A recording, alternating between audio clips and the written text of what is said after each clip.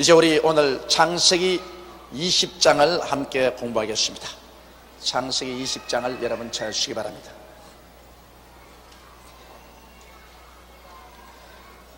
제가 읽겠습니다. 아브라함이 거기서 남방으로 이사하여 가데스와 술 사이 그랄에 우하며. 왜 아브라함은 자꾸 이렇게 이동했느냐 하면은 아브라함의 생업이 목축입니다. 목축이라는 것은 짐승떼를 기르기 때문에 언제나 풀이 많은 곳을 찾아서 늘 이진을 합니다. 그렇기 때문에 아브라함은 평생을 한 곳에 완전한 집을 짓고 머물지 아니하고 끊임없이 천막 속에 살면서 풀이 많은 곳을 따라서 짐승을 이동하면서 살았었습니다. 히브리서에 보면 아브라함이 이 세상 천막에서 살면서 끊임없이 나그네 생활을 한 것은 그들에게는 영원히 있을 처소가 하늘에 있기 때문에 그것을 늘 바라고 이 땅에 안주할 처소를 찾지 아니했다, 그렇게 말을 했습니다. 여러분, 우리도 이것을 읽고 하나 깨달아야 될 것은 우리는 믿음의 조상 아브라함의 자손들인 만큼 우리 육신으로는 우리가 서울이라는 특정한 지역에서 한 곳에 우리가 집에 살고 있지만은 마음은 언제나 우리는 천막 생활을 해야만 되는 것입니다. 마음이 이 땅에 잡히면 안 됩니다. 이 세상과 이 세상에 있는 것을 사랑하지 말라. 이 세상에 있는 것은 모두 다 육신의 정욕과 안목의 정욕과 이 세상 자랑뿐이요, 그곳에서는 하나님의 사랑이 없다고 말하셨습니다. 이러므로 여러분, 우리는 이 땅에서 살면서도 우리의 마음은 언제나 천막을 치고 살아야 하는 것입니다. 언제고 하나님이 부르시면 털털 떨어버리고 미련 없이 떠날 수 있는 마음의 천막 생활, 이것을 잊지 말아야 되는 것입니다. 이 세상에 돈이나 집이나 명예나 권세, 이 세상 것에 잡혀가지고서 여기가 좋사오니 여기에 우리 영원한 장막을 치고 살겠다 하면 그 사람 신앙 잃어버리고 마는 것입니다. 우리가 대통령이 되든 장관이 되든 국회의원이 되든 이거 다 인생을 살아가는데 바람같이 왔다가 안개같이 사라질 것밖에 없는 것입니다. 그것은 잠시 우리 몸에 걸쳐놓는 액세서리에 불과하는 것입니다. 우리의 갈 곳은 이미 정해져 있습니다. 우리의 영원한 처소는 우리 주 예수께서 준비하신 하늘나라인 것입니다. 여러분과 나의 주소는 이미 결정되어 있습니다. 여러분과 나는 이 땅에서 어떠한 경우에도 행인과 나그네의 인생을 살아가고 있는 것입니다. 우리는 다 행인과 나그네요. 나그네가 한 자리에 주저앉으면 그때부터 나그네 생활은 거쳐버리고 마는 것입니다. 이러므로 아브라함이 언제나 천막을 옮겨가며 살은 것처럼 여러분과 저도 언제나 우리 마음속에 천막 속에 살면서 어느 순간이고 하나님이 오라고 하시면 그들 치워버리고 갈 수 있는 마음의 자세가 이루어져야 될 것이고, 또 이 세상에 절대로 어떠한 것인지 마음이 잡혀서는 안 됩니다. 여러분, 돈이 아무리 좋아도 돈에 잡히면 그만 그 신앙을 잃어버립니다. 돈에 잡혀서 안 돼요. 지위에 잡혀서도 안 되고 명예나 권세에 잡혀서도 안 됩니다. 그런 것은 여러분 잠시 잠깐 후에 사라져버리고 마는 것입니다. 우리가 마음을 언제나 잡아놓아야 될 것은 우리 주 예수 그리스도인 것입니다. 할렐루야. 우리 속에 와 계시는 예수님만이 우리에게 보배입니다. 영광의 소망입니다. 예수님 이외에 모든 것은 헛되고 헛되며 또 헛되고 헛된 것입니다. 예수님 안에 있는 것만이 유일하고 예수님 밖에 나가면 그것은 모두 다 안개 구름이요 허상에 불과하지 실상이 아닌 것입니다. 허상을 잡고서 날뛰는 사람은 결국에는 큰 영혼의 상처를 입고 마는 것입니다. 그 다음 2절에 보면 그 아내 사라를 자기의 누이라 하였으므로 그랄 왕 아비멜렉이 보내어 사라를 취하였더니, 참 큰일은 큰일입니다. 너무 인물이 좋은 부인도 데리고 다니지 말아야 될 것이, 이 사라가 기가 막히게 이뻤습니다. 그러므로 이 아브라함은 그 누이를 데리고 다니는데 굉장히 부담이 되었어요. 왜냐하면 요 사이는 사회가 안정되고 국가와 사회에 법이 있지 않습니까? 그는 옛날에 유목 생활할 때 무슨 법이 있습니까? 힘센 놈이 가서 빼앗으면 되는 거예요. 그렇기 때문에 그 아내가 대단히 이뻤으므로 언제고 힘센 사람이 와서 빼앗아갈지 모릅니다.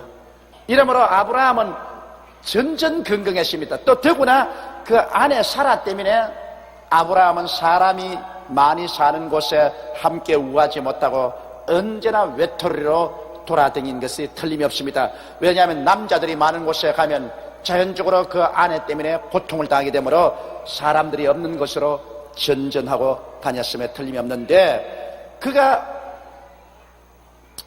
술 사이의 그랄에 우거하는데 그랄 왕 아비멜렉이 사라를 보니까 굉장히 이쁘거든. 그래서 자, 이판저판입니다.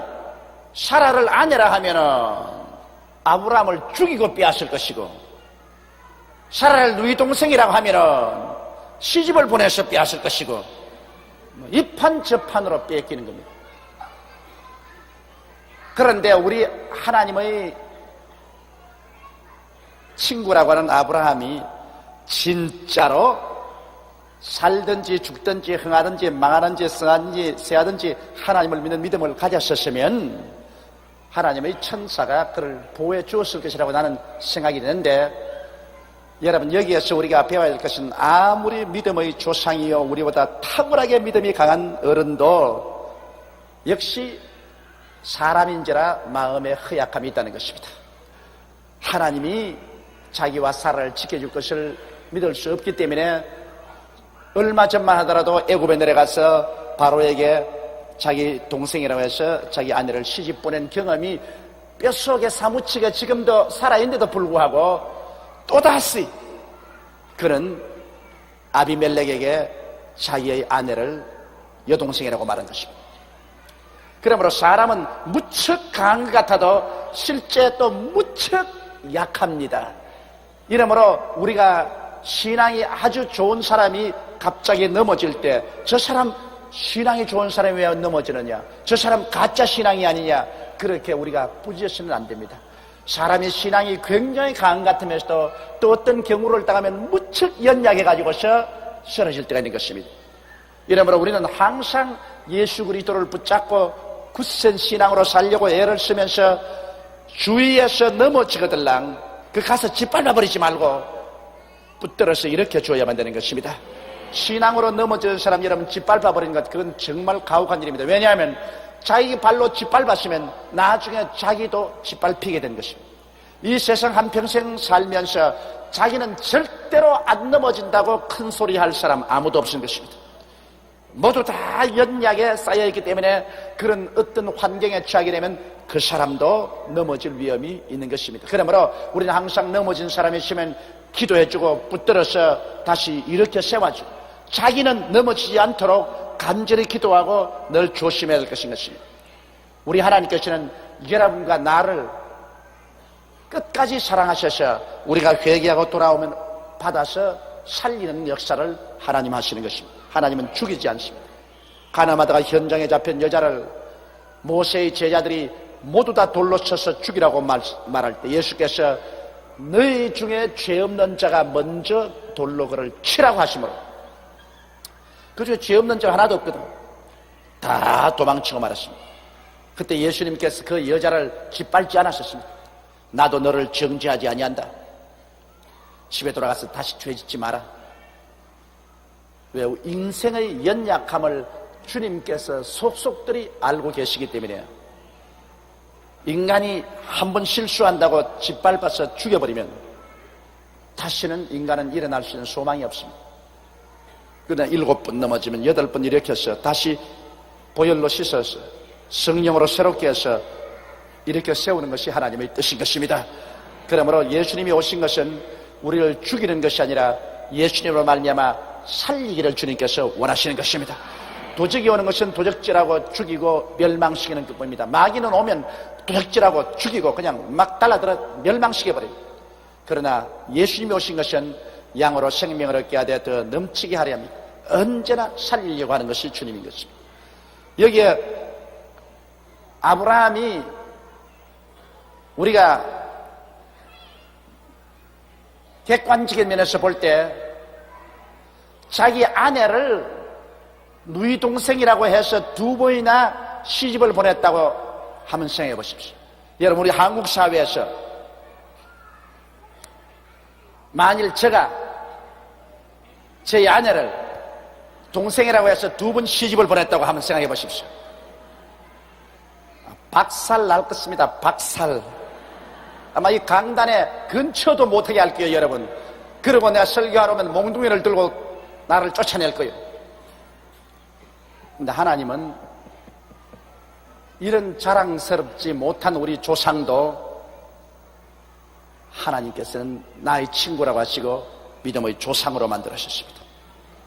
그러므로 하나님은 그 크신 사랑과 자비로서 우리가 믿음을 저버리지 않은 이상은 다시 일으켜 세워서 새 사람으로 변화시켜 주시는 하나님이시라는 것을 잊지 마시기 바랍니다.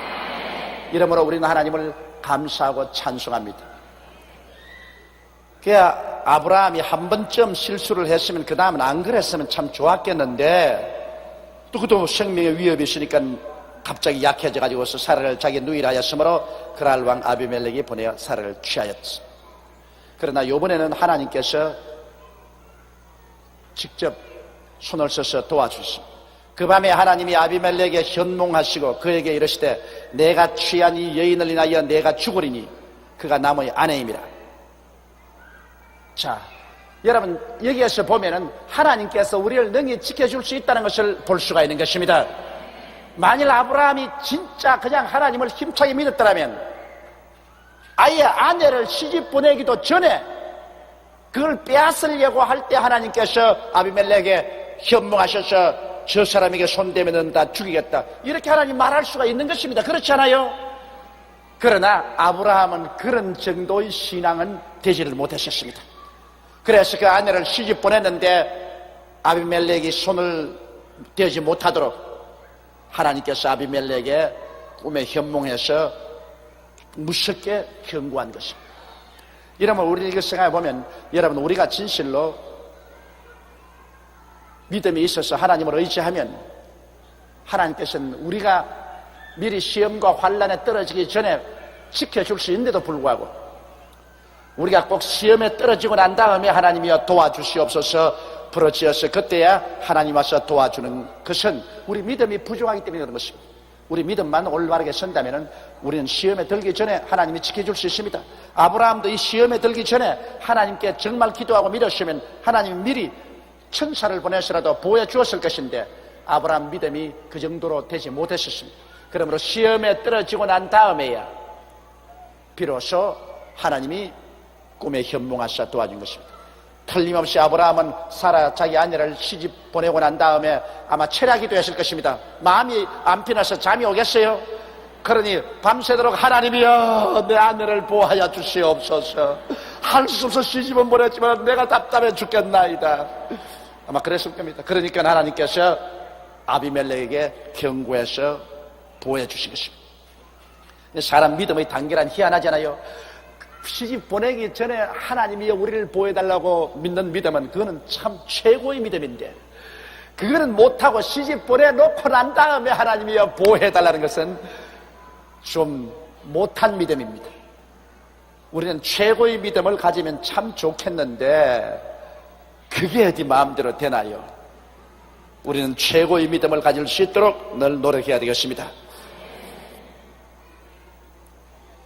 4절에 아비멜렉이 그 여인을 가까이 아니한 고로 그가 대답하되 주여 주께서 이로운 백성도 멸하시나이까?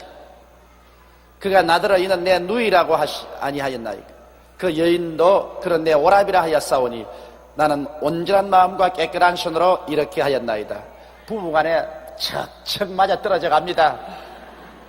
남편은 내 누이라 하고 아내는 우리 오라비라 하고 둘이가 이렇게 척척 맞아 떨어져야 멋진 부부가 된다고요.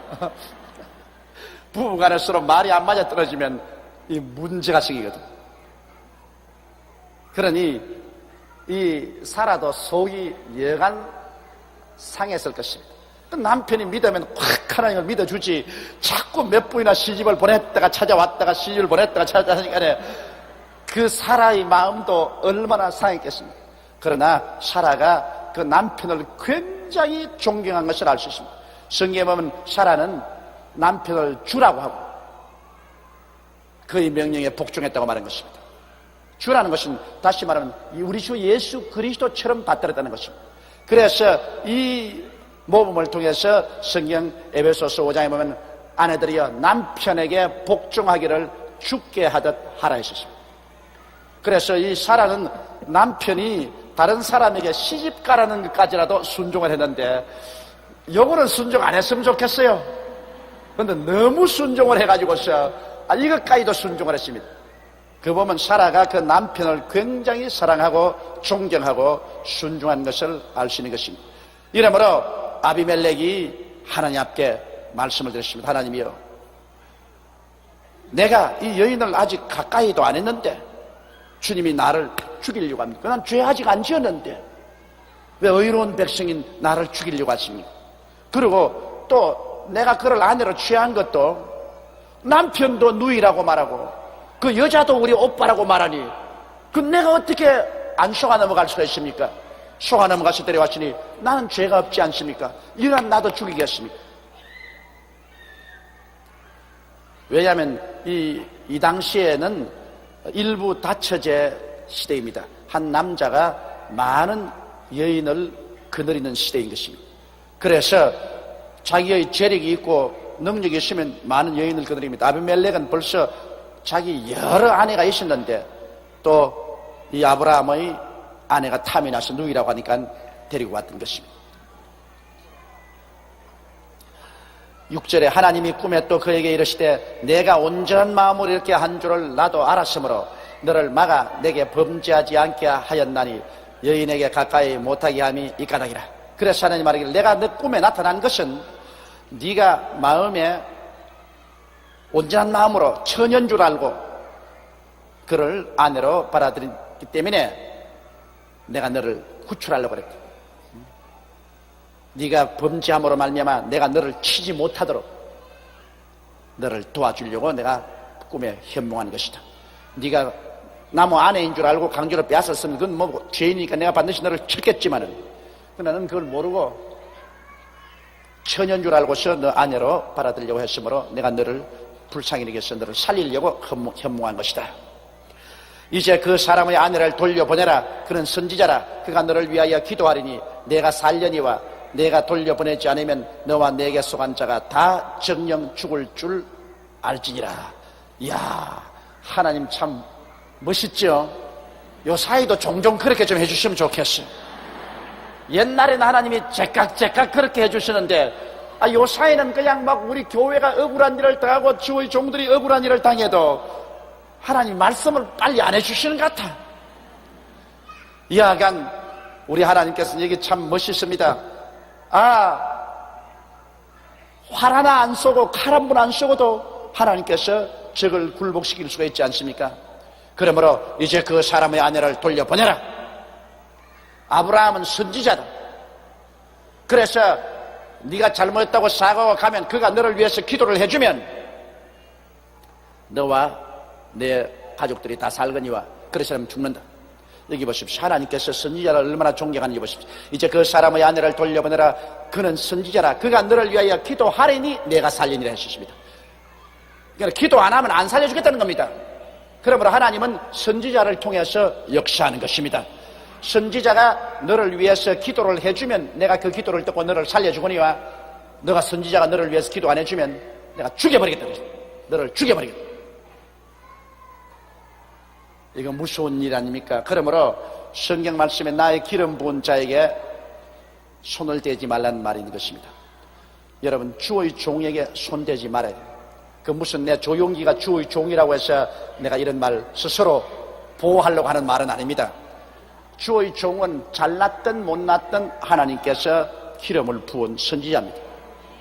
그렇기 때문에 선지자에게 손대지 말아야 되는 것입니다. 저는 30년의 목회를 통해서 내가 가만히 보니까 아주 제가 이 총회장도 했지 않습니까? 10년 동안 제가 하나님의 성에 총회장도 했는데 내가 보기에도 아주 못난 목사입니다. 아이고 저거 막 싶은 생각이 나는 그런 못된 목사인데 그 못된 목사를 쫓아내려고 집사들이 주일날 올라가서 멱살을 잡고 잡아 당기고 쫓아내고 했는데, 나중에 지나고 보니까 그 주일날 올라가서 목사님 멱살을 잡아 당긴 그 재직이나 그때 올라간 사람들이 다 박살망해버려. 그냥 자식이 죽고 가정이 이혼을 하고 사업이 다 무너지고 아주 박살망해. 나 그거 보고 아주 겁이 나고 몸이 떨릴 때, 그래서 저는 늘 하는 말이 있습니다. 어느 교회 가든지 주의 종하고 마음이 안 맞거들랑 보따리 싸고 떠나버려. 그 교회 아니면 교회가 없나? 거기 주의 종하고 싸우지 마라. 주의 종이 잘못하면 하나님이 치신다. 주의 종이 잘못하면 그는 하나님이 반드시 치십니다. 그러나 기름 부은 자에게 손을 대면 그것은 그 사람에게 손을 대는 것이 아니라 하나님의 권위에 대한 도전을 하는 것입니다. 하나님에 대한 권위에 대한 도전을 하기 때문에 하나님께서 분노하신 것입니다. 나는 옛날에 이런 이야기를 들었습니다. 우리 한국에 나와서 일한 피더슨이라는 선교사이신데 아주 몸이 좋았어요. 몸이 아주. 자기가 자랄 때도 자기는 아주 몸이 좋고 형님은 몸이 갈래갈래 했어요. 그런데 형님하고 마음이 안 맞아가지고 학교에서 들어붙어가지고서 형하고 동생하고 싸울 때가 있는데, 하루는 학교 가서 형하고 자기가 붙어가지고서 이게 붙이면서 둘이가 막 멱살 잡고 싸우는데, 다른 사람들이 와가지고서 형이 동생 때린다고 달라들어가지고 형을 두들겨 때리기에 일어나가지고서 형을 때리는 애들을 잡아가 막 죽도록 때려줬어요. 그 걔들이 말이야, 야 미쳤나? 너가 얻어맞게 너도 오려고 그랬는데. 자기 하는 말이, 형님하고 나하고 싸우는 거야 우리 문제지만 너희들이 형님 때리는 것은 난 용납할 수 없다. 그건 내 피가 한 피니까. 주의 종이 잘못되면 하나님이 때리는 것은 좋아요. 하나님이 때리는 것은 좋은데, 하나님이 기름 부은 사람을 평신도가 와서 때리면 하나님은 주의 종을 때리기 전에 평신도부터 먼저 때려놓고, 하나님 권위 때문에, 그리고 주의 종을 때리는 것입니다. 그 하나님의 권위 때문에. 이러므로 주의 기름 부은 자에게 손을 안 대는 것이 참 좋습니다. 하나님의 맷돌은 천천히 돌아가지만은 보드랍게 갈아내버리고 마는 것입니다. 난 요사이 기도할 때 하나님 맷돌 좀 빨리 돌려요. 빨리 돌려. 아유, 왜 이렇게 천천히 돌립니까? 그래도 내가 지난 세월을 탁 돌아보니까 정말 우리 교회나 주의 종을 대적해서 싸운 사람이 온데간데 없어요. 아예 보드랍게 갈아져 버려요. 그 사람들은 급하지만은 하나님은 오래 참지만은, 그렇다고 해서 하나님은 아무 일도 안 하는 하나님은 아니라는 것을 우리가 알아야 하는 것입니다. 그러므로 여기 아비멜렉에도 하나님이 내가 직접 너를 죽인다 살린다 안 했었습니다. 아브라함이 선지자이기 때문에 나는 아브라함을 통해서 일한다. 아브라함이 너를 위해서 기도를 해주면 너가 살겠거니와, 아브라함이 너를 위해서 기도 안 해주면 너와 너 가족은 다 죽는다. 오늘날도 그러므로 하나님께서는 사람을 통해서 역사합니다. 하나님은 직접으로 하나님 나타나서 역사할 때도 있지만, 그러나 사람의 입을 통해서 역사합니다. 성경에도 뭐라 하시면, 자녀들아 내 부모를 공경하라. 그러면 내가 세상에서 잘되고 장수하라 했는데, 그러면 세상에서 잘되고 장수하는 것은 부모에게 축복을 받아야 돼요. 부모가 아유 우리 자식 새끼들 참 잘 두었다, 정말 자식 된 것 하나님께 감사한다, 그리고 자식을 축복하면 그 부모의 입술을 통해서 하나님이 잘되고 장수하게 만들어 주겠다는 것입니다. 부모는 내리 쥐어 박아놓고 난 다음 주여 복을 주시옵소서 주시옵소서. 주님이 뭐랍니까? 너희 부모의 입을 통해서 너를 축복하게 하라. 너희 부모의 입을 통해서 너를 축복하게 하라. 그래야 내가 축복한다. 부모의 입을 통해서는 탄식과 저주를 하게 하고 난 다음에 내가 어떻게 너를 직접 축복하느냐. 그걸 꼭 잊지 말아야 되는 것입니다. 그러므로 아비멜렉은 별 돌이 없어 살자면은 이제 아브라함 가서 기도를 받아야 되겠습니다. 아비멜렉이 그 아침에 일찍 일어나 모든 신복을 불러 그 일을 다 말하여 들리며 그 사람들이 심히 두려워했더라. 왜 두려워하느냐? 다 죽겠다 했으니까. 너와 내게 속한 사람 다 죽였다니까 아비멜렉뿐 아니라 그 신하들까지 다 죽였다니까. 아이고 주인 하나 잘못 만났다가 벼락이 떨어지겠다 싶으니까 신복들이 다 뜬다고요. 하나님의 축복과 심판은 지도자를 통해서 옵니다. 아담 안에서 우리가 다 죽었으나 예수 그리스도 안에서 우리가 믿음으로 다 삽니다. 아브라함 한 사람 택하니까 아브라함의 후손들을 하나님이 다 함께 택해 주신 것입니다. 아론의 머리 위에 부은 기름이 그 수염을 통해 옷깃에 내린다 했어요. 그러므로 축복은 위에서부터 밑으로 내려오는 것입니다. 한 교회도 한 가지요. 교회도 그 제단에 있는 섬기는 주의 종들이나 제단에서 기도하는 장로님들이 정말 하나님 중심으로 살고 하나님께 축복받은 사람이면 그 주의 종이나 장로님들의 설교와 기도 사역을 통해서 축복이 교인들에게 넘쳐나게 되는 것입니다. 그러나 제단에서 주의 종이나 장로들이 잘못되어 있으면 교회 전체가 그냥 바싹 말라버리고 마는 것입니다. 그러므로 지도자라는 것은 굉장한 책임이 있습니다. 하나님께서는 축복도 지도자를 통해서, 하나님의 심판도 지도자를 통해서 내려오게 되는 것입니다. 그러므로 우리 나라를 다스리는 대통령이나 장관이나 국회의원들이나 이 지도자들이 많이 예수를 믿고 하나님께 충성하는 것 굉장히 필요합니다. 그를 통해서 하나님께서 우리를 축복해 주실 수가 있기 때문인 것입니다.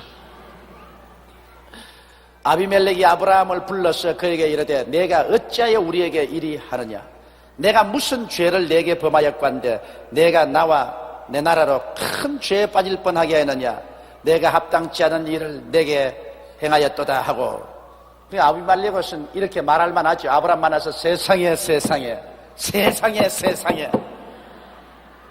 이런 일을 어떻게 할 수가 있느냐. 당신 생사람 잡을 뻔한다겠나. 내가 당신에게 무슨 죄 지었더냐. 그런데 왜 나와 내 백성을 다 멸망시키려고 이런 죄를 범하게 만들었냐. 너무나 당신 원망스럽다.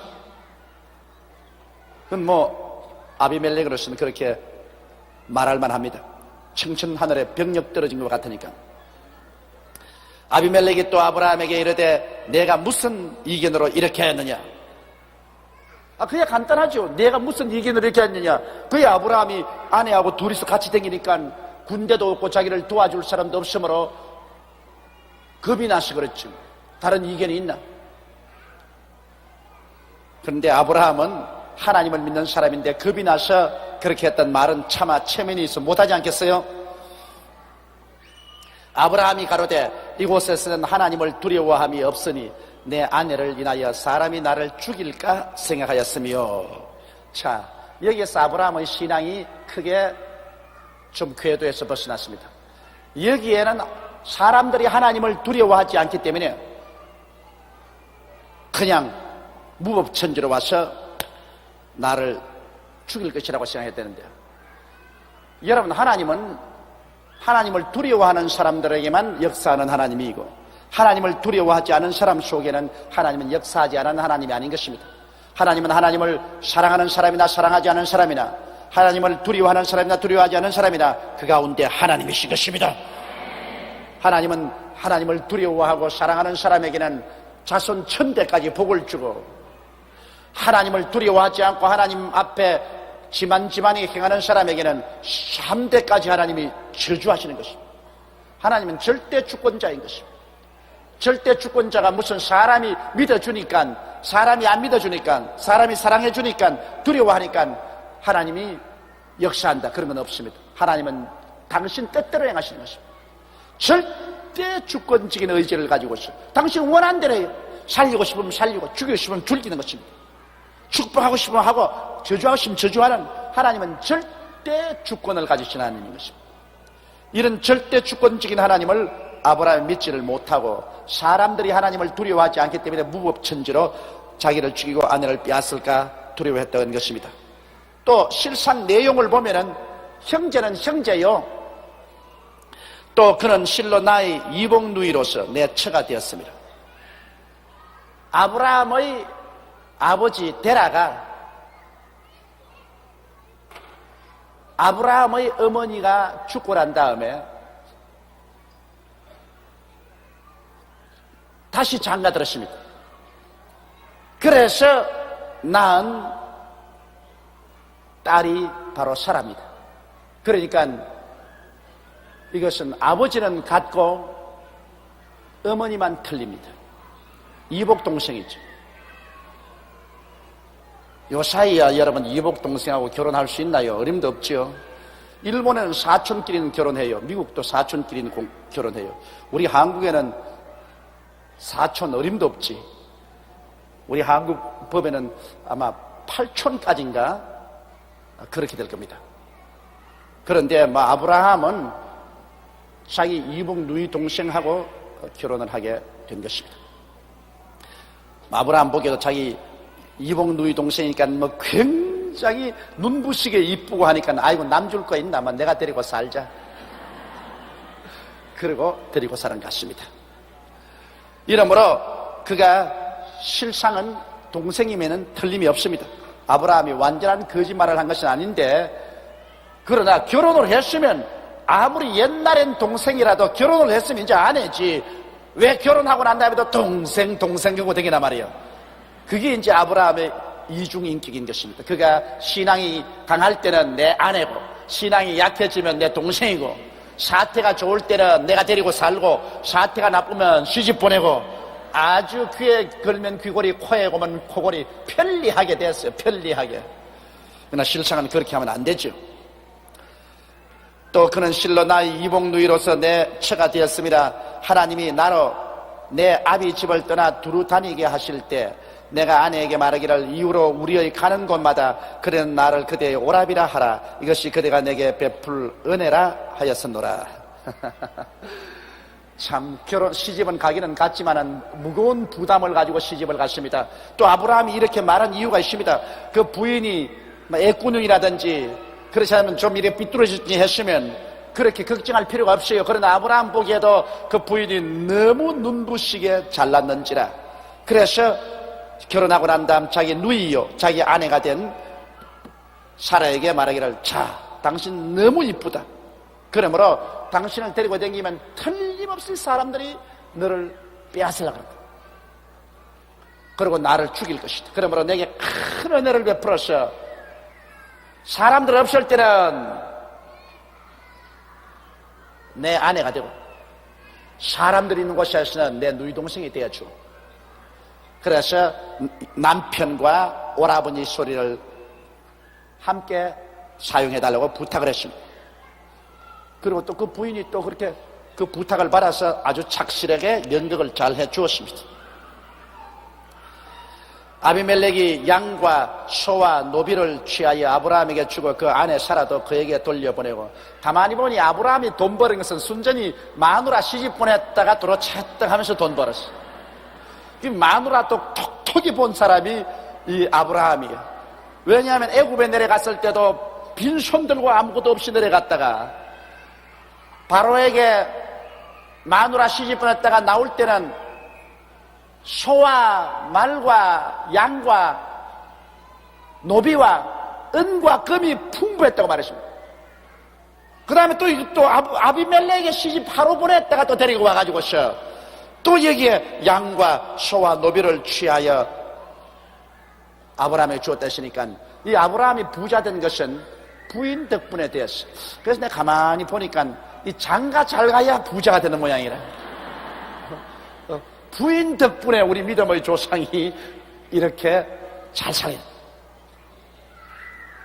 그러니까 실상은 아브라함이 한 행위가 좋지 않지만은, 그러나 여러분, 우리 한국 속담에 재수가 없으면 넘어져도 코 깨진다 그러는데, 이 복을 받은 사람은 넘어져도 코가 하나 더 붙어와요. 그러니까 하나님이 같이 계시면 우리가 잘못한 일까지라도 합동하여 선을 이루게 만들어 주신 것입니다.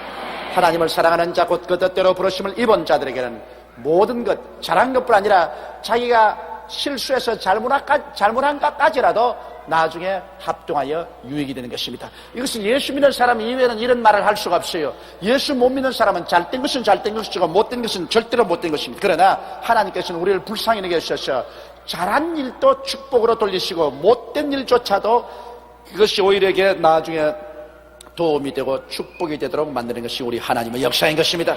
이러므로 예수 믿는 사람은 절대적으로 긍정적인 마음을 가집니다. 현재 내 눈앞에서 모든 일이 뜻대로 안 되었다고 해서 큰 부정적이 되고 원망을 하고 탄식을 하지 말고, 현재 내게 쓰고 잘못된 체험이 왔을지라도 나는 이 일이 어떻게 좋아질지 몰라도 하나님 역사는 무궁무진하니까 오히려 그 가운데서도 하나님이여 이 좋지 아니한 것을 인하여 감사하나이다, 슬픈 일을 인하여 감사하나이다. 성경에는 우리 예수 믿는 사람에게는 범사에 감사라고 말씀한 것입니다. 범사란 좋은 일도 있고 나쁜 일도 있는 것입니다. 좋은 일만 감사하라는 것이 아니라 나쁠 때도 감사하라. 나쁜 일도 감사하면 하나님께서 합동하여 유익을 이루어 주시는 것입니다. 그 사람이 여러분 참 좋은 것은 할렐루야 하기 좋지만 어려울 때 하나님께 감사한다는 것, 그 여간 믿음이 아닌 것입니다. 그러나 어려울 때 여러분께서 원망하지 말고 감사 기도를 드리면 희한하게 그것이 나중에 기적으로 나타나기 시작하는 것입니다. 자기가 상상할 수 없는 좋은 일로 나타나기 시작하는 것입니다. 그러므로 여러분은 어려울 때 감사하십시오. 어려울 때 하나님께 아주 감사와 찬송 드리면 먼 훗날에 그것이 굉장한 이익으로 돌아서게 되는 것입니다. 그러므로 아브라함이 아내를 바로에게도 시집을 보내고 아비멜렉에게도 시집을 보낸 것이 얼마나 괴롭습니까? 그러나 결국 지나보니 하나님이 그 잘못한 것조차도 보호하여 주셔서 오히려 합동하여 유익이 되게 만들어 주신 것입니다. 그러므로 아비멜렉이 양과 소와 노비를 취하여 아브라함에게 주고 그 아내 사레도 그에게 돌려보냈습니다. 갔다가는 이 많은 재산을 붙여서 돌아왔어. 아브라함에게 이르되 내 땅이 내 앞에 있으니 너 보기에 좋은 대로 거하라 하고, 이제는 하나님의 선지자인 줄 알았으므로 이제는 서비스를 잘합니다. 이제 땅도 내 앞에 있는 우리 땅에 너가 거하라. 참 마누라 이렇게 톡톡이 벌어온 사람 처음 봤어. 사라에게 이르되 내가 은 1000개를 내 오라버니에게 주었어. 이거 보십시오. 이거 막 호박이 넝쿨째 떨어지네. 이제는 또 사라에게 이르되 내가 은 1000개를 내 오라비에게 주어서 그것으로 너와 함께한 여러 사람 앞에서 내 수치를 풀게 했노니 내 일이 다 선히 해결되었나니라. 그래서 모든 사람 앞에서 사라의 명예를 회복시키기 위해서 사라에게 자기가 수치를 끼쳤다는 그것을 회개하는 마음으로 은 1000개를 주었습니다. 그러니 소와 낙이 얻었지, 또 은도 또 얻었지. 참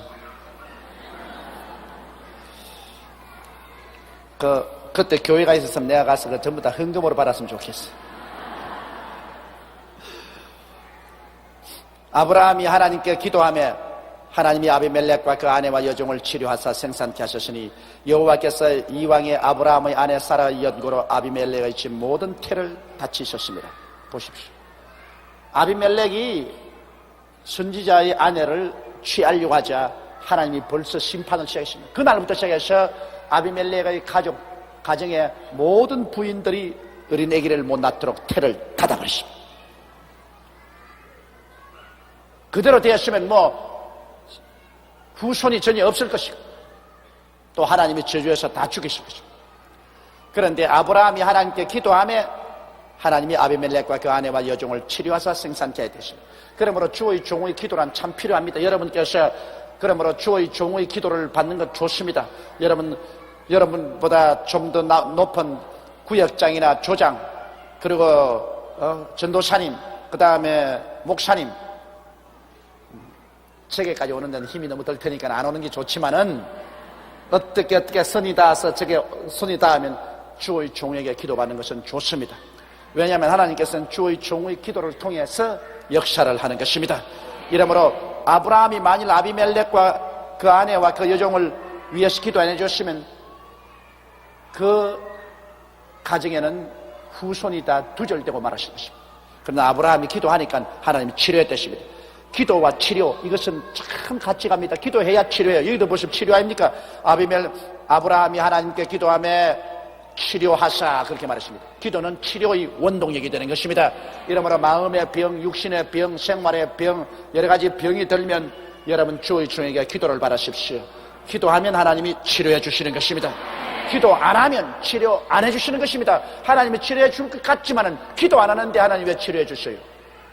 오늘날 또 하나님은 기도를 통해서 우리 영육 간의 치료의 능력을 베풀어 주시는 것입니다. 자, 조금 더 할까 그만둘까요? 조금 더 하기를 원하시면 한번 손 들어봐주세요. 그럼 좀 더 합시다. 그러면 21장 여호와께서 그 말씀대로 사라를 권고하셨고 여호와께서 그 말씀대로 사라에게 행하셨으므로 사라가 잉태하고 하나님의 말씀하신 기한에 미쳐 늙은 아브라함에게 아들을 낳으니라. 자, 하나님이 사람들 말하기를 왜 아브라함이 100살이 되고 사라가 90살 될 때까지 기다렸나? 근데 하나님께서 여러 가지 위험을 다 지나게 하고 난 다음에 아브라함이 아들을 주셨다. 애굽에 내려갔을 때도 하나님께서는 사라에게 태의 문을 닫아 놓았어. 어린애기를 낳지 못하게 한 상태였습니다. 물론 아비멜렉하고는 같이 살지 않았지만 그러나 아비멜렉에게 시집 갔을 때도 사라의 태를 닫아 놓았어. 절대로 자식이 생기지 못하게 했습니다. 그러나 이런 위험이 애굽의 위험이나 이 아비멜렉의 위험이 다 지나고 난 다음에 이제 그런 위험이 없게 되었을 때 그때 하나님께서 사라의 태를 열으셨다. 왜냐? 사라가 나이 이제 90이 되니까 아무리 여자가 절세 미인이도 90이 되면은 그때는 별 볼 일 없습니다. 그래서 한국 속담에 여자 나이 40만 되면 까치도 안 돌봐준대요.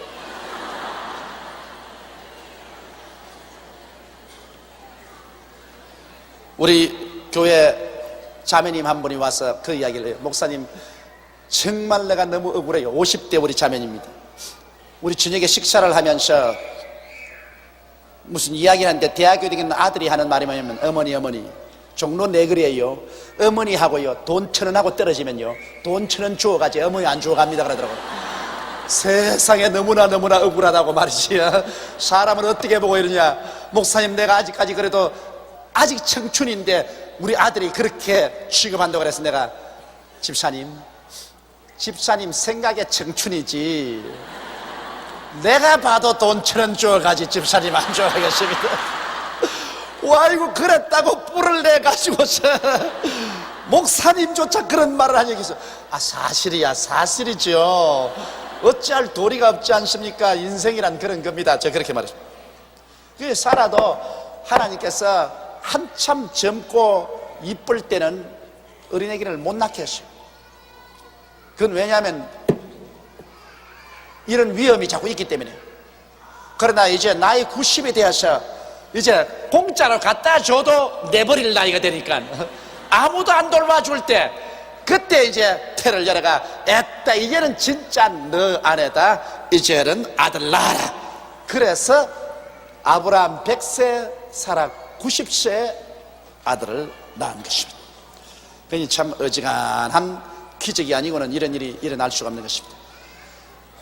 그래서 하나님이 말씀하신 것은 여러분 환경과 그 몸의 느낌에 관계가 없습니다. 눈에는 아무 증거 안 보이고 귀에는 아무 소리 안 들고 손에 잡힘이 없어도 하나님 말씀대로 이루어지는 것입니다. 여기도 보십시오. 여호와께서 그 말씀대로 사라를 권고하셨고 여호와께서 그 말씀대로 사라에게 행하셨으므로 할렐루야. 말씀에 써야 돼요. 말씀에. 믿음이란 하나님 말씀에 쓰는 것이 믿음이지 우리가 환경을 바라보거나 우리 감각에 쓰면은 그건 믿음이 아닙니다. 믿음이란 그저 하나님 말씀만 부여잡고 이 세상이 뒤엎어지더라도 하나님 말씀만 잡고 나아가는 것이 믿음인 것입니다. 믿을 수 있는 이유는 하나님이 말씀을 주시기 때문인 것입니다. 이러므로 우리가 말씀을 많이 듣고 말씀을 많이 읽고 그래서 말씀을 마음속에 많이 가지고 있어야 되는 것입니다. 이래서 언제나 우리에게 역경이 다가와도 우리는 말씀에 서서 나가야 되는 것입니다. 하나님은 말씀대로 이루시는 것입니다. 말씀 없이 이루지 않은 것입니다. 그러므로 말씀대로 사라가 잉태하고 하나님이 말씀하신 기한에 미쳐 늙은 아브라함에게 아들을 낳았습니다. 아브라함이 그 낳은 아들 곧 사라가 자기에게 낳은 아들을 이름하여 이삭이라 하였고, 그 아들 이삭이 난 지 8일 만에 그가 하나님의 명대로 할례를 행하였더라. 여러분, 이삭이란 말은 웃음이란 말인 것입니다. 웃음, 한박 웃음꽃이 폈단 말인 것입니다. 아들을 주었으니 100살에 낳은 아들이니 얼마나 좋겠습니까? 그러니 아예 한박 웃음이지. 정말 이 자녀들이라는 것은 참 귀한 겁니다. 자녀는 하나님이 주신 기업이라고 했습니다. 저는 요사이 우리 손녀 때문에 이 세월 가는 줄을 몰라요. 참 그렇게 이쁘던지 모르겠어요. 나는 아들 서희를 길렀는데 아들 서희하고 솔직한 말로 놀아본 적이 없어요. 그냥 뭐 애들이 있으니 저 엄마가 다 키우는 줄 알고 뭐 그저 내버려 놓았지, 그걸 안고 내가 1시간씩 얼리고 그렇게 한 적은 없어요. 그런데 이 손녀는 어떻게 그렇게 이쁘던지 모르겠어요. 이건 뭐 내 놀이개라, 놀이개. 내가 가지고 있으면 시간 간 줄 몰라요. 이게 뭐 요사이 안으면 내 얼굴 다 핥히고 자기 주먹으로 내 입술 다 땡기고 그냥 때리고 하는데도 그래도 그렇게 이쁘대요. 이래서 이 손자나 손녀 없는 사람은 여러분 억울할 겁니다. 정말 자식 사랑할 때보다는 훨씬 귀여워요. 자기 친자식보다 훨씬 나아요. 그러므로 나이 늙는다고 탄식하지 마십시오. 나이 늙으면 여러분 위에 손자나 손녀가 얹혀질 것입니다. 아주 귀여워요. 그런데 여기에 100살이 된 아브라함이 90살 된 아들을 자기 아내를 통해서 낳은 아들이니 그 얼마나 귀하겠습니까? 그래서 아들을 낳아서 8일 만에 그가 하나님 명대로 할례를 베풀었습니다. 아브라함이 그 아들 이삭을 낳을 때 100세라. 참 그때는 오래 살기도 했어요. 100세의 아들을 낳았으니 사라가 가로되 하나님이 나로 웃게 하시니 듣는 자가 다 나와 함께 웃으리로다. 하나님이 웃게 만들으셨다. 옛날엔 사라보고 어린 아기가 있을 것이라 할 때 사라가 웃었습니다. 그때는 기가 막혀서 웃었는데 이제는 너무너무 좋아서 웃었습니다. 그래서 하나님이 나로 웃게 하시니 듣는 자가 다 나와 함께 웃으리로다. 또 가로되 사라가 자식들을 젖먹이겠다고 누가 아브라함에게 말하였으려마는 아브라함 노경에 내가 아들을 낳았다 하니라. 자, 얼마나 자랑스럽겠습니까?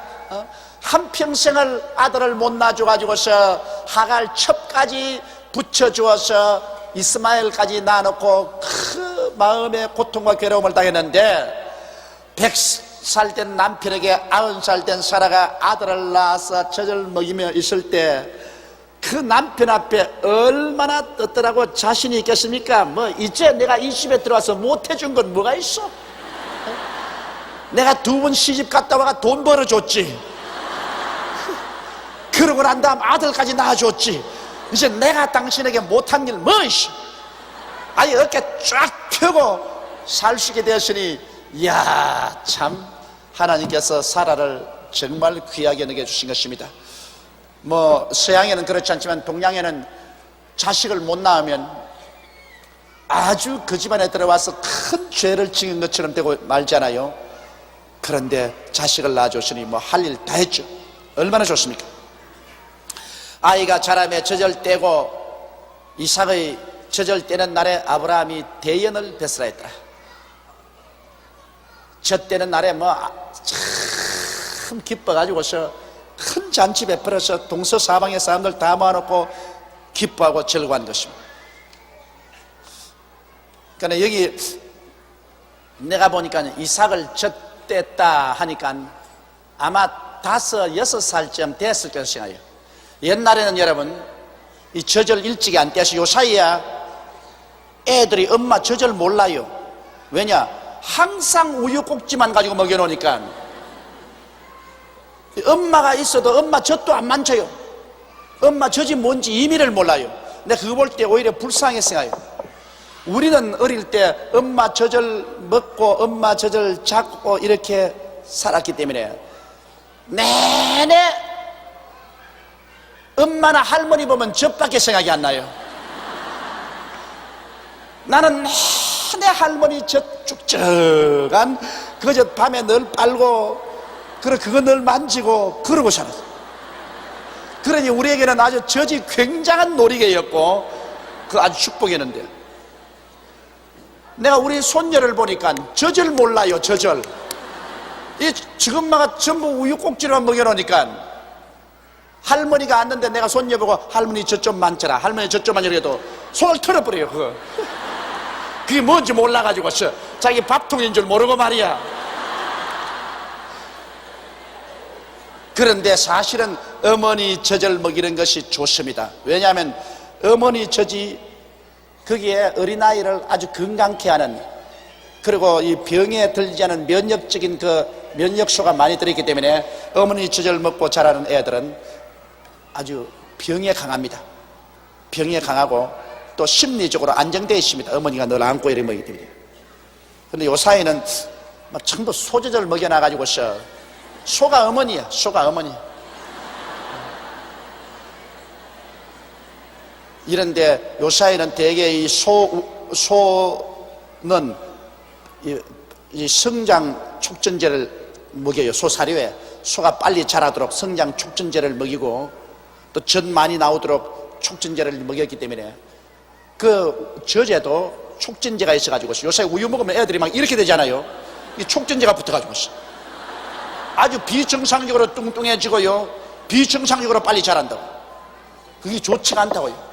그게 좋지 않아요. 그래서 요새 우유 먹고 자란 애들 달덩어리처럼 좋다 한데 그 달덩어리 좋은 거 아니라 촉진제가 들어와서 그렇다고. 소 속에는 그 아주 실제로 알고 보면 그 대단히 좋지 않습니다.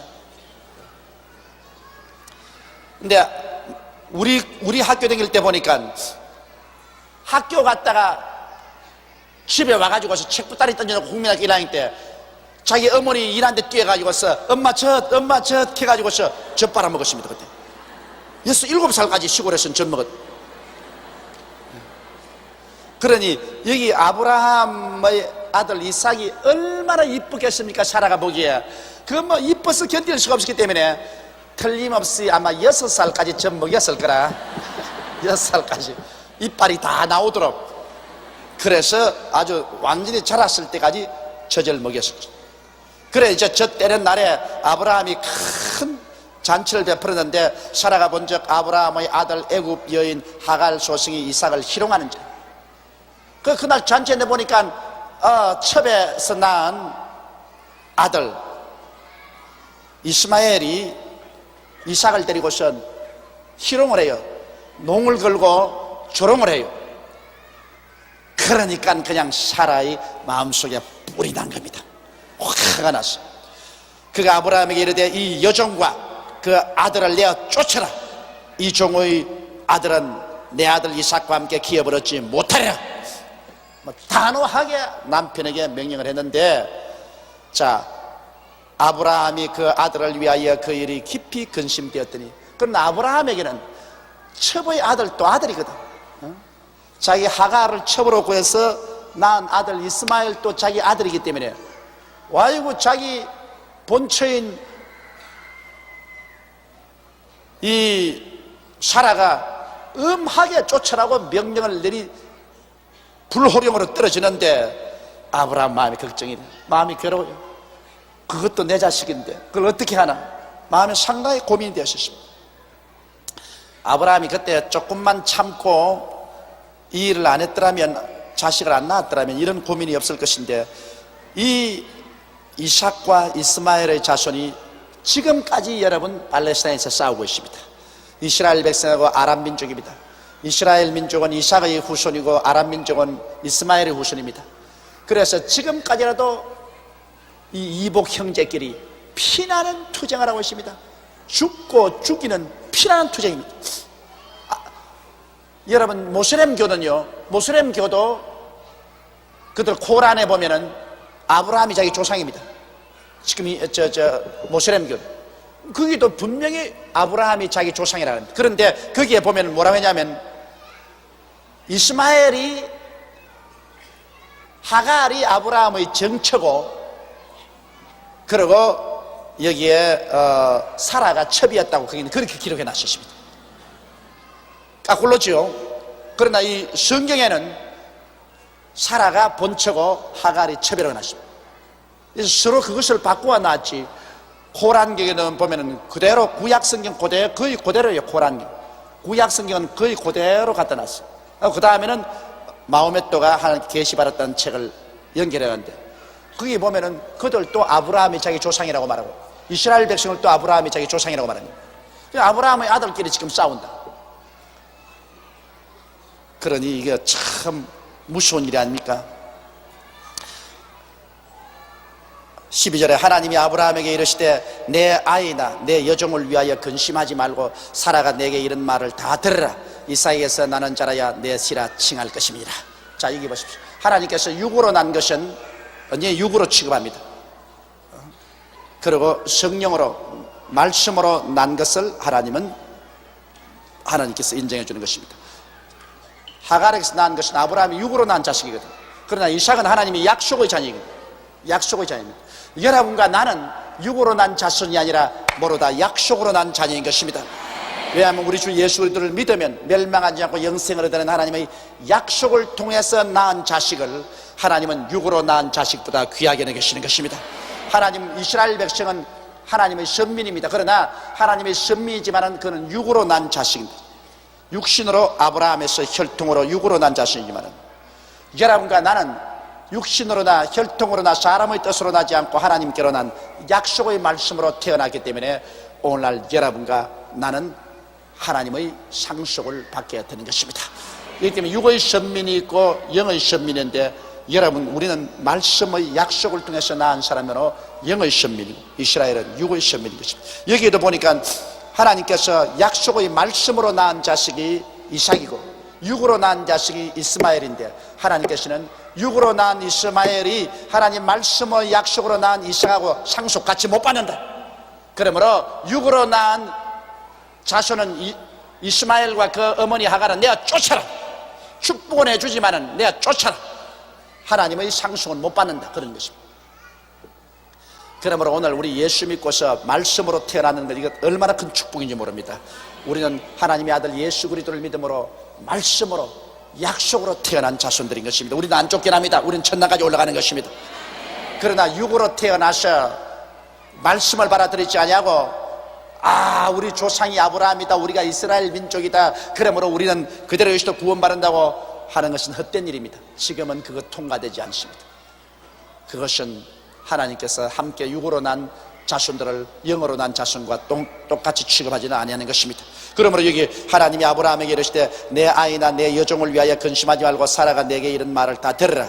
이삭에게서 난 자라야 내 씨라 칭할 것임이라. 그러나 여종의 아들 또 내 신이 내가 그로 한 민족을 이루게 하리라 한지라.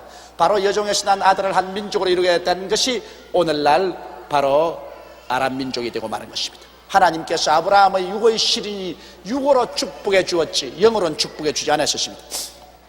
아브라함이 아침에 일찍 일어나 떡과 물 한 가죽 부대를 취하여 하갈의 어깨에 메어주고 그 자식을 이끌고 가게 하며 하갈이 나가서 브엘세바 들에서 방황하더니, 자, 정처 없이 자식 데리고 그 하갈이 떡과 물 부대를 어깨에 걸머쥐고 방황하는데, 여러분, 광야에는 해가 얼마나 뜨겁게 비칩니까? 그러니 얼마 있지 않아야 물 다 마셔버리고 그들은 기갈에 취해서 죽게 되는 것입니다. 가죽부대에 물이 다한지라 그 자식을 떨기나무 아래 두며, 더우니까 떨기나무 그늘 밑에 자식을 두며 가로되 자식의 죽는 것을 참아보지 못하겠다고 살 한 바탕쯤 가서, 화살 한 손 바탕쯤 가서 마주 앉아 보며 방송대고였습니다. 통곡을 하고 울었습니다. 어찌하여 내 팔자가 이렇게 기구합니까 하고 울었습니다. 그리고 어린애도 그냥 그 떨기나무 밑에서 엄마가 저 멀리 가버렸으니까 고함을 치고 울었습니다. 하나님이 그 아이의 소리를 들으심으로 하나님이 사자가 하늘에서부터 하갈을 불러 가라되 하갈아 무슨 일이냐, 두려워 말라. 하나님이 저기 있는 아이의 소리를 들으셨나니 일어나 아이를 일으켜 내 손으로 붙들라. 그는 그로 큰 민족을 이루게 하리라 하시니라.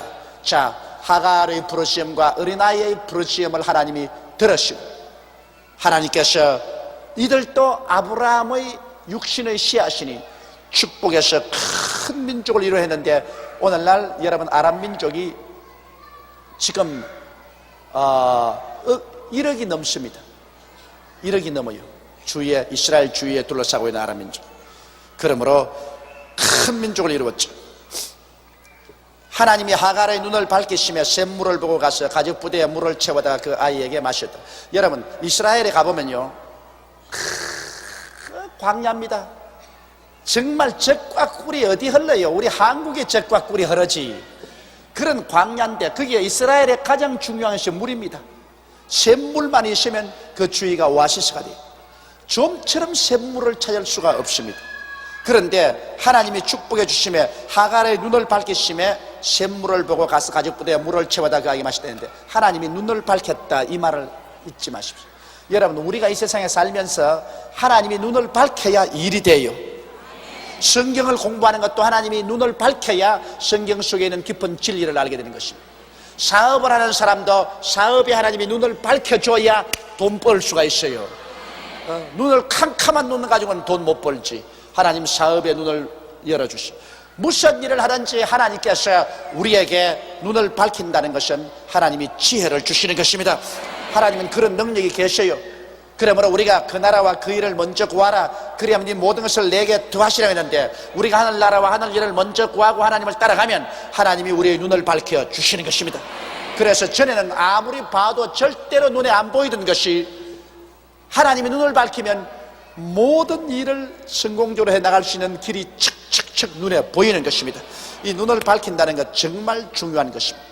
하갈의 눈을 밝힘에 그게 샘물이 있는 것을 보았습니다. 전에는 안 보였는데 샘물을 보고 가죽 부대에 물을 채워다가 아이에게 마시고, 하나님이 그 아이와 함께 계심에 그가 장성하여 광야에 가며 활수는 자가 되었더라. 하나님이 그 아이와 함께 계심에, 여러분, 하나님이 우리와 함께 계셔야 됩니다.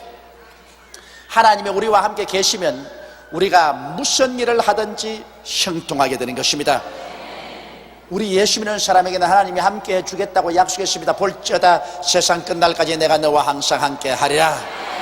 너희 두세 사람이 내 이름으로 모인 곳이라 나도 너희와 함께 하리라. 그러므로 우리가 하나님을 진실로 사랑하고 섬기고 하나님이 함께 하시면, 하나님이 함께 하는데 왜 우리가 망해요? 여러분, 하나님은 실패한 적이 없으니까 하나님과 함께 하는데 어떻게 인생을 실패할 수가 있어요? 하나님은 성공이십니다. 하나님은 형통이십니다. 그러므로 하나님과 함께하면 하나님의 성공과 하나님의 형통 속에 우리가 생활할 수 있는 것입니다. 우리는 언제나 마음이 긍정적이고 적극적인 마음을 가지고 살 수 있는 것입니다. 그것은 왜냐하면 하나님이 함께 하시기 때문인 것입니다. 이야, 하늘과 땅을 지으신 하나님이 함께 하시면 여러분 무엇이 두렵겠습니까? 우리 예수 믿는 사람들은 하나님이 함께 하겠다는 약속이 있기 때문에 여러분 가슴을 펴고 강하고 담대하십시오. 강하게 담대하고 하나님, 언제나 하나님의 뜻을 찾고 하나님의 뜻이 우리 마음속에 깨달아지는 걸 쫓아서 그 뜻대로 행하면 하나님이 늘 우리를 이끌어 주시는 것입니다. 그가 파란 광야에 거할 때 그 어미가 그를 위하여 애굽 땅 여인을 취하여 아내를 삼게 하였더라. 그래서 어머니가 이제는 장성한 아들을 위해서 아내를 삼고, 그래서 그게 12방백이 태어난 것입니다. 12족속이 바로 이 이스마엘을 통해서, 그건 틀렸습니다. 12방, 이스마엘을 통해서 12방백이 아닙니다. 이스마엘을 통해서 오늘날 이 아람 민족들이 태어나게 된 것입니다. 때 아비멜렉과 그 군대 장관 비골이 아브라함에게 가로되 내가 무슨 일을 하든지 하나님이 너와 함께 하시도록. 가만히 보니까 그 아비멜렉과 그 군대 장관 비골이 보니까 아브라함이 하는 일마다 되거든. 하는 일마다 짐승의 새끼를 낳으면 하나도 안 죽고 그대로 다 자라고, 아브라함이 뭐 씨를 뿌리니까 하나도 안 마르고 다 잘 되고, 아브라함이 손대는 것마다 잘 된단 말이야. 그래서 야, 이거 보통 사람이 아니구나. 내가 무슨 일을 하든지 하나님이 너와 함께 하시다. 여러분, 하나님이 우리와 함께 하시는 것이 안 믿는 사람에게 증거가 돼야 되는 것입니다. 우리가 예수 믿고 하나님 승인다면서 하는 것마다 다 망해버리면 말하겠습니다. 나 예수 잘 믿는다. 너 예수 우리 안 믿는 사람도 이렇게 괜찮은데 뭐 예수 믿다면서 그게 뭐야? 그렇게 합니까? 그러나 여러분께서 예수를 믿고 하나님을 전도하는 사람으로서 모든 면에서 하는 것마다 하나님이 같이 계신 증거가 다 나타나면 사람, 이야, 정말 하나님이 같이 뭐가 다르구나, 예수 믿는 게 다르구나, 그렇게 말할 것입니다. 이러므로 우리는 하나님이 우리와 같이 계신 것을 우리 생활 가운데 나타내 달라고 우리가 늘 기도를 드리십시다. 하나님이 우리와 같이 계신 증거를 나타내 주시옵소서. 여기 하나님이 같이 계신 것을 이 사람들이 보고서 아브라함에게 또 찾아온 것입니다. 왜냐하면 겁이 나거든. 아브라함이 이제 창대해져 가지고서 나중에 자기 나라와 자기의 백성들을 해칠까 싶어서 미리 언약을 맺자는 것입니다.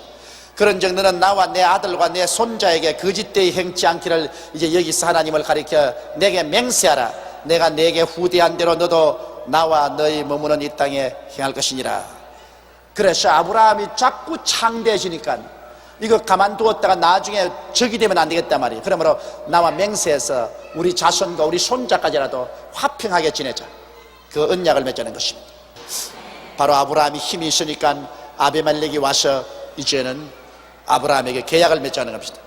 아비멜렉의 종들이 아브라함의 우물을 넉탈한 일에 대하여 아브라함이 아비멜렉에 책망했습니다. 아브라함이 우물 파는데 아비멜렉의 종들이 와서 우물을 빼앗은 것을 책망하니까 아비멜렉이 가로되 누가 그리하였는지 내가 알지 못하노라. 너도 내게 고하지 아니하였고 나도 듣지 못하였더니 오늘이야 들었노라. 그 전에 나 몰라서 그랬다는 것입니다. 아브라함이 양과 소를 취하여 아비멜렉에게 주고 두 사람이 서로 언약을 세우니라. 아브라함이 7 암양 새끼를 따로 놓으니 아비멜렉이 아브라함에게 이르되 이 7 암양 새끼를 따로 놓으면 어쩌면요. 아브라함이 가로되 너는 내 손에서 이 암양 새끼를 7을 받아 내가 이 우물판 증거를 삼으라 하고 두 사람이 거기서 서로 맹세하였으므로 그곳을 브엘세바라고 이름하였더라. 그래서 거기 아비멜렉하고 아브라함이 서로 언약을 맺고 언약 맺은 증거로서 선물을 서로 바꾸었습니다. 그 옛날에는 주로 짐승을 선물로 주었습니다. 그래서 그 짐승이 새끼를 낳고 또 새끼를 낳은 그 짐승이 언제나 살아있는 것이 증거가 됩니다. 언약을 맺은 증거가 되는 것입니다. 그때는 우물물이 얼마나 중요했던지 우물물 가지고 전쟁까지 일어난 것입니다. 그러면 아브라함이 자기 판 우물은 자기 것이니까 이거 증거하라고 그 증거로 암양 새끼 7을 따로 준 것입니다. 그들이 브엘세바에서 언약을 세우며 아비멜렉과 그 군대 장관 비고올은 떠나 블레셋 족속의 땅으로 돌아갔고 아브라함은 브엘세바에 에셀나무를 심고 거기서 영생하시는 하나님 여호와의 이름을 불렀으며 그가 블레셋 족속의 땅에서 여러 날을 지냈더라. 아브라함은 그곳에서 비로소 좀 이제 안정이 되었습니다. 가정도 안정이 되고 이제는 자기의 아들도 자라고 또 첩과 그 아들도 이제 떠나가고 가정이 좀 정리됐어요. 그래서 아브라함은 거기에서 영생하시는 하나님 여호와의 이름을 불렀더라 했습니다. 영생하시는 하나님.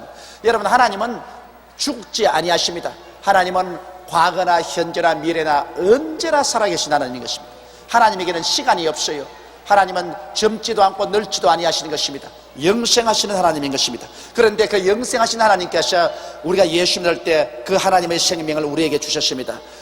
누구든지 저를 믿으면 어떻다고요? 멸망하지 않고 무엇을 얻는다고요? 이 영생을 얻으리라는 것은 하나님의 생명을 얻으리라는 것입니다. 할렐루야. 그러므로 예수 믿지 않은 사람에게는 이 영생이 없어요. 영생은 하나님의 생명입니다. 그러나 예수 믿는 사람에게는 영생이 있어요. 이건 하나님 생명입니다. 헬라어로 말하면 이 영생은 조에라고 말합니다. 한번 따라 말하세요. 조의 생명이 영생 하나님의 생명입니다. 예수 안 믿는 사람의 생명은 헬라어에는 푸스케라 했습니다. 한번 따라 말해서 푸스케. 푹 사라진다고 푸스케입니다. 푸스케라는 생명은 육신의 생명입니다. 육신이 죽으면 함께 없어지는 혼의 생명, 이것은 푸스케라 그럽니다. 그러나 영의 생명, 영생을 얻은 생명은 조의 아이오니온, 영생, 조의 생명이라고 합니다. 그래서 우리가 예수를 믿으면 하나님의 생명인 조의 생명을 얻기 때문에 우리는 이제 푸스케가 아니고 조에입니다. 그러나 예수 믿지 않은 사람은 전부 푸스케예요. 그저 푹석하고 사라져버리고 말아요. 그런데 여기에 영생하시는 하나님 이름을 아브라함은 불렀던 것입니다. 할렐루야. 자, 그러면 우리 오늘 들은 말씀을 우리 마음속에 생각하면서 영생하신 하나님께 우리 모든 것을 다 맡기면서 기도하십시다. 아브라함은 그 일생에 하나님께 모든 것을 맡기고 믿지 못했으므로 여러 가지 시험과 환난을 당했지만은 우리는 크고 작은 인생의 문제를 하나님께 기도로서 완전히 맡기고 하나님이 기적을 베풀어 줄 것을 기대하십시다.